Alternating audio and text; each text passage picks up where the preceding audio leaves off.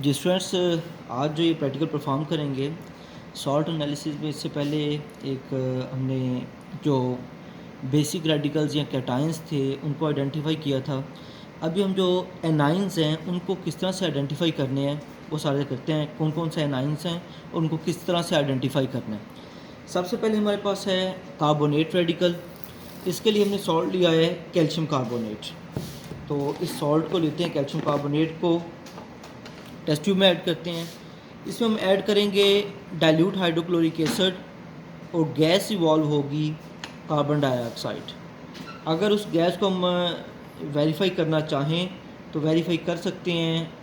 वैसे तो carbon dioxide gas जब इवॉल्व होती है तो एफरविसेंस के साथ इवॉल्व होती है, तो पता चल जाता है कि कार्बन डाइऑक्साइड गैस है, कलरलेस लेकिन विद एफरविसेंस। तो अगर हम इसको वेरीफाई करना चाहें तो लाइम वाटर से इसको हम वेरीफाई कर सकते हैं। लाइम वाटर वैसे कलरलेस होता है, लेकिन अगर एक गैस इसमें कार्बन डाइऑक्साइड ऐड हो जाए तो वो मिल्की वाटर बन जाता है। तो ये हमने लिया है कैल्शियम कार्बोनेट रेडिकल को आइडेंटिफाई या वेरीफाई करने के लिए। इसमें हमने ऐड करना है हाइड्रोक्लोरिक एसिड। तो हाइड्रोक्लोरिक एसिड के कुछ ड्रॉप इसमें ऐड करके देखते हैं किस तरह से ये कार्बन डाइऑक्साइड गैस इवॉल्व हो रही है। तो ये हमारे पास हाइड्रोक्लोरिक एसिड है। इसके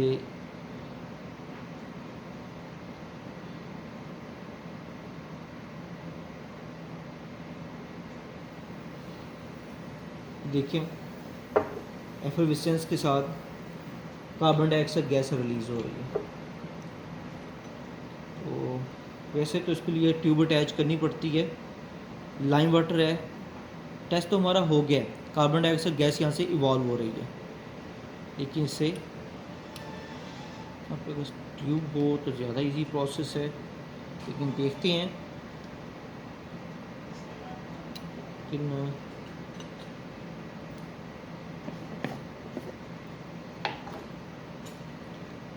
इसमें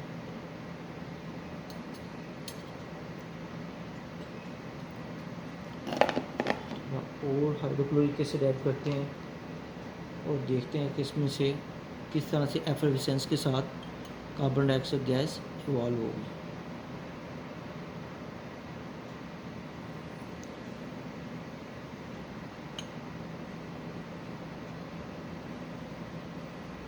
देखिए ये एफरविसेंस के साथ कार्बन डाइऑक्साइड गैस इवॉल्व हो रही है, तो कंफर्म हो गया कि जो हमारे पास एनाइन दिया हुआ था या सॉल्ट दिया हुआ है उसमें कार्बोनेट रेडिकल प्रेजेंट है।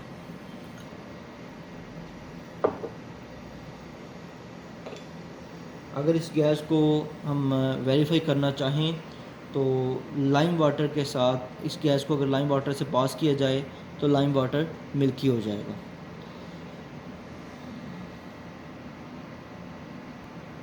जी स्टूडेंट्स, नेक्स्ट जो हम एनाइन करने लगे हैं वेरीफाई, वो हमारे पास सल्फेट है। उसके लिए जो हमने सॉल्ट लिया है, अभी सॉल्ट लेने लगे हैं, वो हमारे पास है एल्युमिनियम सल्फेट। इसमें हम ऐड करेंगे बेरियम क्लोराइड का सोल्यूशन, उसमें हाइड्रोक्लोरिक एसिड कुछ ऐड करेंगे। तो बेरियम क्लोराइड के प्रेसिपिटेट बन जाएंगे वाइट पीपीटी, जो कि होंगे बेरियम सल्फेट। ये हम देखते हैं सॉल्ट हमारे पास है एल्युमिनियम सल्फेट,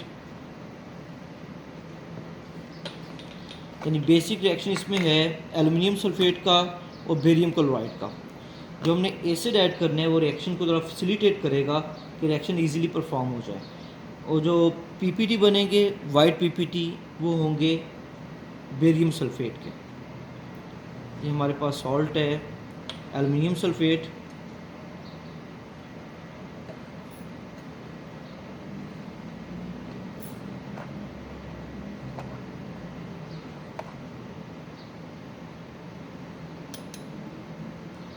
ये हमने सॉल्ट लिया है एल्युमिनियम सल्फेट। इसमें ऐड करते हैं बेरियम क्लोराइड का सॉल्यूशन।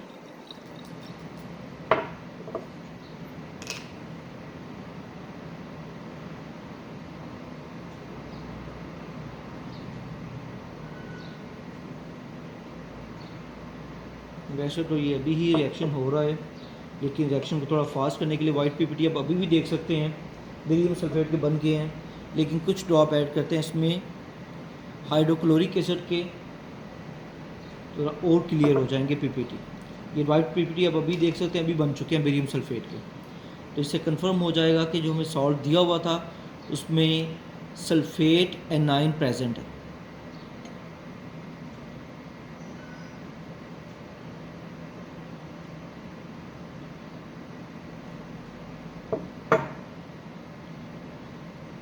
अगर हम इसे कुछ देर के लिए स्टे करवाएं टेस्ट ट्यूब को, तो ये जो वाइट पीपीटी बने हैं बेरियम सल्फेट के, ये सारे नीचे सेटल डाउन हो जाएंगे।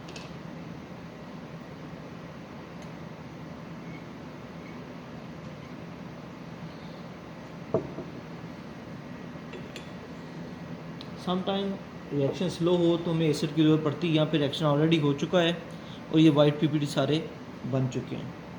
अगर हम इसे रखेंगे थोड़ी देर, सेटल डाउन करेंगे ट्यूब को, तो सारे जो पीपीटी है नीचे, वेट करवाएंगे टेस्ट ट्यूब को, तो सारे पीपीटी नीचे सेटल डाउन हो जाएंगे।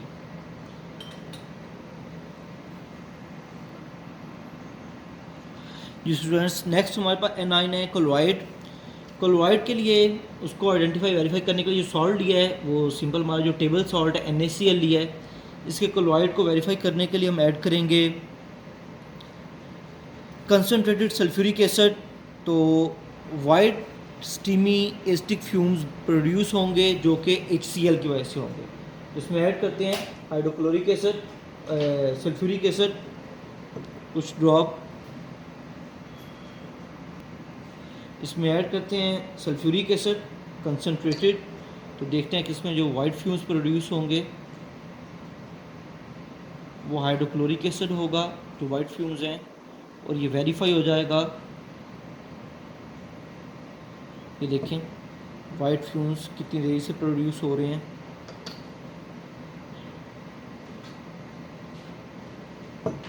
ये देखें वाइट फ्यूम्स, ये हाइड्रोक्लोरिक एसिड है, उनके फ्यूम्स हैं, मुसलसल प्रोड्यूस होते जाएंगे। देखें ये देखें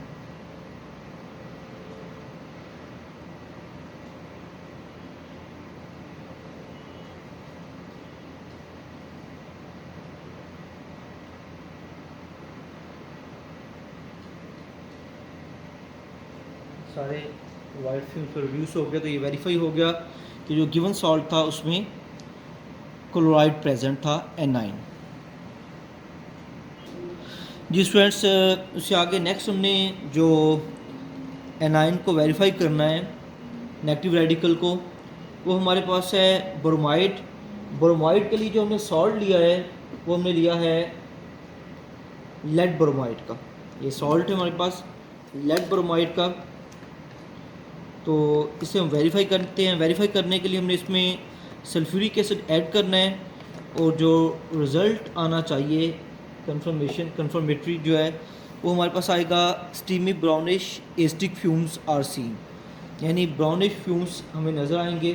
तो कंफर्म हो जाएगा कि जो हमें गिवन सॉल्ट है उसमें ब्रोमाइड रेडिकल प्रेजेंट है। तो इसमें ऐड करते हैं कंसनट्रेटेड सल्फ्यूरिक एसिड। तो इसके जो ब्राउनिश फ्यूम्स हैं वो ऑब्ज़र्व करते हैं।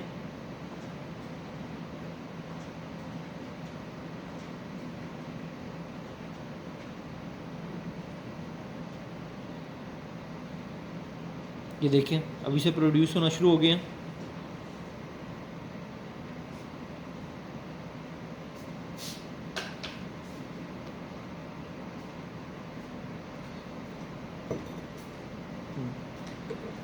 सारे ब्राउनिश फ्यूम्स प्रोड्यूस होना शुरू हो गए हैं, ऑब्ज़र्व कर सकते हैं आप।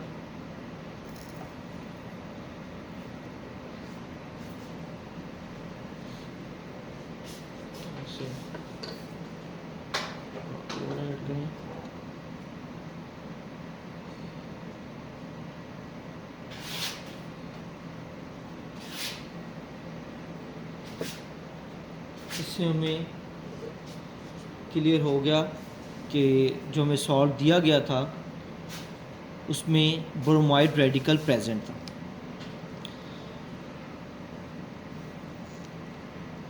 उससे पहले अभी हमने एक एनाइन वेरीफाई किया था सल्फ़ेट रेडिकल का, जिसमें बेरियम सल्फ़ेट बनना था। तो ये मैंने टेस्ट ट्यूब को वेट करवाया है ताकि उसके जो वाइट पीपीटी है वो नीचे आ जाएं। ये देखें सारे वाइट पीपीटी नीचे आ चुके हैं जिसमें बेरियम सल्फ़ेट बना था। हमने सल्फ़ेट रेडिकल को वेरीफाई करना था इसमें। और यहाँ पे अभी हमारे देखें ये ब्राउन फ्यूम्स जो प्रोड्यूस हुए सारे, ब्रोमाइड रेडिकल इसमें आइडेंटिफाई हो गया। जी स्टूडेंट्स, नेक्स्ट जो हमारे पास नेगेटिव रेडिकल जिसको हमने वेरीफाई करना है वो आयोडाइड है।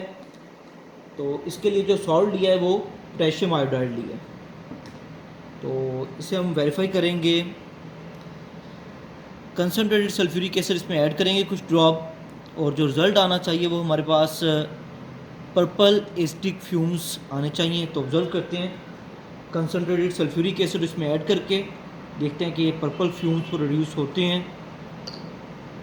सम टाइम ये थोड़े डार्क कलर प्रोड्यूस हो जाता है।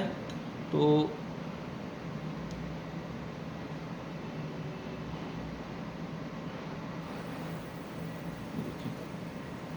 मैं जैसे बताया था कि सम टाइम डार्क कलर हो जाता है।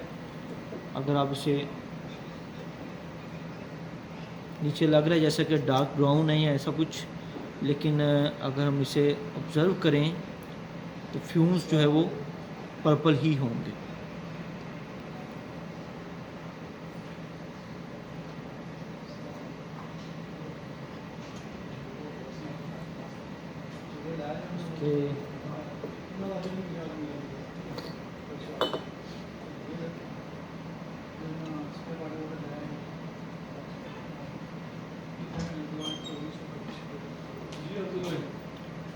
थोड़ी देर में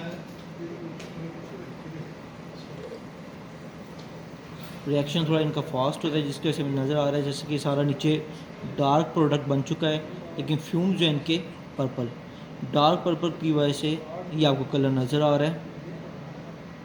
इससे हमें वेरीफाई हो जाएगा कि जो नेगेटिव रेडिकल है वो हमारे पास जो सॉल्ट है उसमें आयोडाइड रेडिकल है। जिस फ्रेंड्स, नेक्स्ट जो हमने एनाइन को वेरीफाई करना है वो हमारे पास नाइट्रेट है। नाइट्रेट के लिए हमारे पास जो सॉल्ट है वो अमोनियम नाइट्रेट है। तो इसे हमने सिंपली जो है बर्नर पे हीट करना है। जब हीट करेंगे तो इसमें से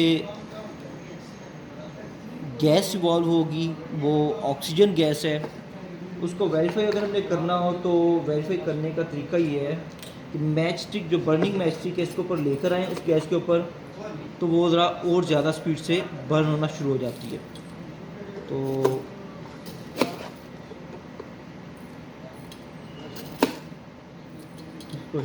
अभी सॉल्ट को लेके अभी हीट करके देखते हैं। ये सॉल्ट आ गया हमारे पास अमोनियम नाइट्रेट।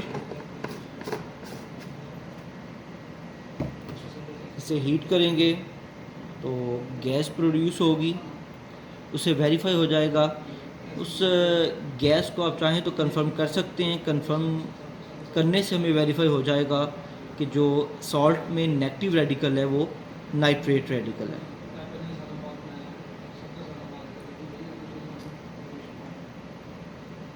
ये सॉल्ट अभी लिया है, ये अमोनियम नाइट्रेट है। जैसे मैंने आपको लास्ट टाइम बताया था कि अभी तो मैं सारे सॉल्ट आपको खुद ही बता रहा हूँ ताकि प्रैक्टिकल इजीली आपको समझ आ जाए कि हो क्या रहा है प्रैक्टिकल में। लेकिन एग्ज़ाम में जब आपको कोई सॉल्ट दिए जाएंगे तो इनके नंबर लगे होते हैं, या ABC लिखा होता है, सॉल्ट ABC या सॉल्ट नंबर 1 2 3 4 5। आपको पता नहीं होगा कि सॉल्ट कौन सा है। तो उसमें आपने पॉजिटिव रेडिकल और नेगेटिव रेडिकल को खुद आइडेंटिफाई करना है, वेरीफाई करना है। ये देखें, ये मेल्ट हो रहा है, डिकम्पोज हो रहा है। तो अब ये आपको फ्यूम्स दिखाई दे रहे होंगे, इससे जो रिलीज़ हो रही है गैस, इस गैस को हमने वेरीफाई करना होता है। अगर हमारे पास मैच स्टिक हो, बर्निंग मैच स्टिक, इसके सामने ले आएँ, वो थोड़ा और स्पीड से बर्न होना शुरू हो जाएगी, क्योंकि नॉर्मल एयर जो है इसमें ऑक्सीजन है 21%। यहाँ से जो ऑक्सीजन प्रोड्यूस हो रही है वो डेफिनेटली ज़रा प्योर ऑक्सीजन होगी तो ज़्यादा स्पीड से मैस्टिक बर्न होना शुरू हो जाएगी। इससे हमें कंफर्म हो जाएगा ये सॉल्ट है, इसमें नेगेटिव रेडिकल नाइट्रेट रेडिकल है। अच्छा स्टूडेंट्स, नेक्स्ट हमारे पास जो नेगेटिव रेडिकल है जिसे हमने वेरीफाई करना है वो नाइट्राइट रेडिकल है। पहले नाइट्रेट था NO3, जिसे हमने डिकम्पोज किया और उसके सॉल्ट को तो ऑक्सीजन गैस रिलीज़ हुई थी। अभी हमारे पास नाइट्राइट रेडिकल है, इसके लिए हमने सॉल्ट लिया है पोटेशियम नाइट्राइट। इसे हम दो तरह से वेरीफाई कर सकते हैं। इसमें हम एसिड सोल्यूशन ऐड करेंगे तो NO यानी नाइट्रिक ऑक्साइड गैस रिलीज़ होगी, कलरलेस गैस, और फिर वो ऑक्सीडाइज होकर कन्वर्ट हो सकती है ब्राउनिश गैस में। दूसरा हम इसे पोटेशियम परमैंगनेट से भी वेरीफाई कर सकते हैं। तो पहले हम इसे वेरीफाई करते हैं एसिड के साथ, देखते हैं दोनों में से कौन सा ज़्यादा बेहतर, जिससे इजीली हम इसे वेरीफाई कर सकें। ये देखें, तो जो नाइट्रिक ऑक्साइड गैस थी वो कलरलेस थी। ये रेडिश ब्राउन इस वजह से हो गई है, जैसे नाइट्रिक ऑक्साइड प्रोड्यूस होती है फ़ौरन वो एयर के ऑक्सीजन से ऑक्सीडाइज हो जाती है और NO2 में कन्वर्ट हो जाती है नाइट्रोजन डाइऑक्साइड में, जो कि रेडिश ब्राउन गैस है। ये देखें फ़ौरन जो है वो रेडिश ब्राउन गैस में कन्वर्ट होगी, आप इजीली इसको ऑब्जर्व कर सकते हैं। तो इससे कंफर्म हो जाएगा कि जो सॉल्ट हमारे पास है, जो सॉल्ट हमें दिया गया था उसमें नाइट्राइट रेडिकल था, NO2 -1 रेडिकल था इसमें। इससे मेरा नाइट्राइट रेडिकल भी वेरीफाई हो गया, कंफर्म हो गया। ये आप देख सकते हैं अभी भी जो गैस प्रोड्यूस हो रही है वो रेडिश ब्राउन या ब्राउनिश कलर में कन्वर्ट हो रही है और ये इस पर गैस रिलीज़ भी हो रही है। जी स्टूडेंट्स, इस तरह से हमने जो ये एनाइंस वेरीफाई किए हैं, इसी तरह से कैटाइंस भी पहले वेरीफाई करके दिखाया आपको। तो जो भी सॉल्ट हमें दिया जाता है उसको हम एनालाइज कर लेते हैं, पहले उसका पॉजिटिव रेडिकल फाइंड करते हैं, फिर उसका नेगेटिव रेडिकल फाइंड करते हैं, फिर हमें कंफर्म हो जाता है कि जो सॉल्ट दिया गया है वो कौन सा सॉल्ट है। Okay students, take care.